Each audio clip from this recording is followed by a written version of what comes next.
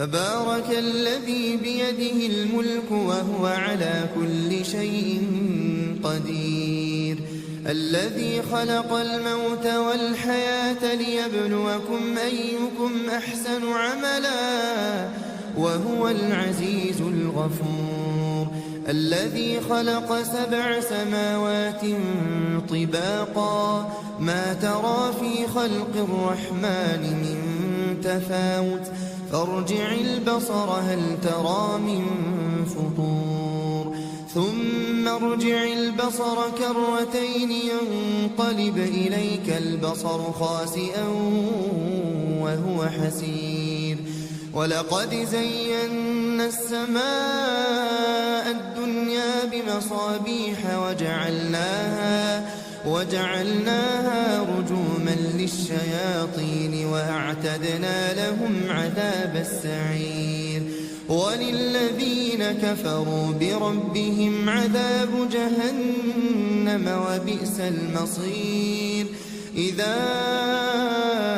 ألقوا فيها سمعوا لها شهيقا وهي تفور تكاد تميز من الغيظ كلما ألقي فيها فوج سألهم خزنتها ألم يأتكم نذير قالوا بلى قد جاءنا نذير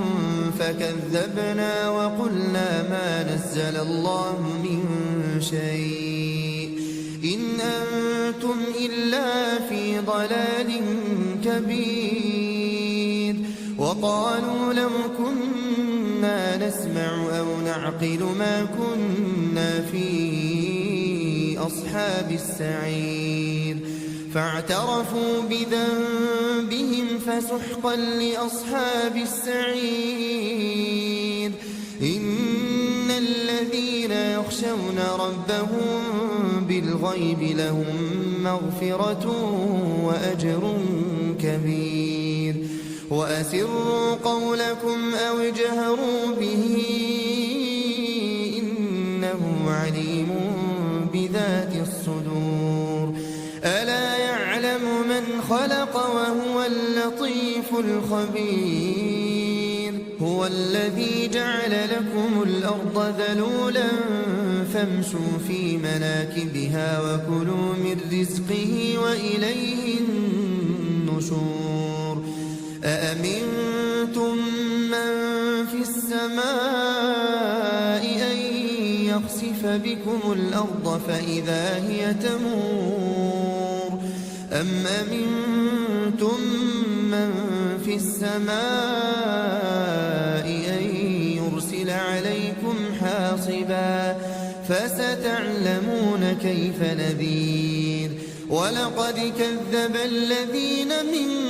قبلهم فكيف كان نكير أولم يروا إلى الطير فوقهم صافات ويقبضن ما يمسكهن إلا الرحمن إنه بكل شيء بصير أمن هذا الذي هو جند لكم ينصركم من دون الرحمن إن الكافرون إلا في غرور أمن هذا الذي يرزقكم إن أمسك رزقه بل لجوا في عتو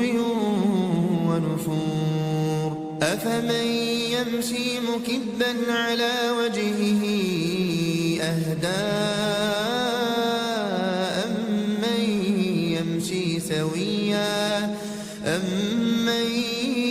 يمشي سويا على صراط مستقيم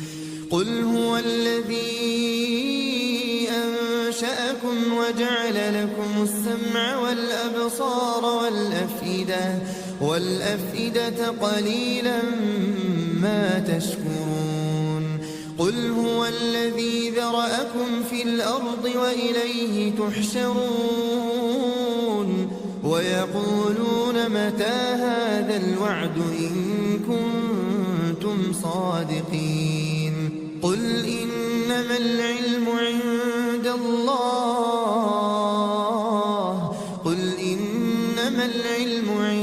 الله وإنما أنا نذير مبين فلما رأوه زلفة سيئت وجوه الذين كفروا وقيل هذا الذي كنتم به تدعون قل أرأيتم إن أهلكني الله ومن معي أو رحمنا فمن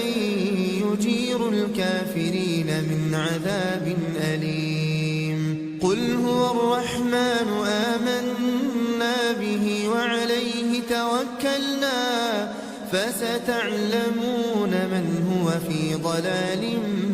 مبين قل أرأيتم إن أصبح ماؤكم غورا فمن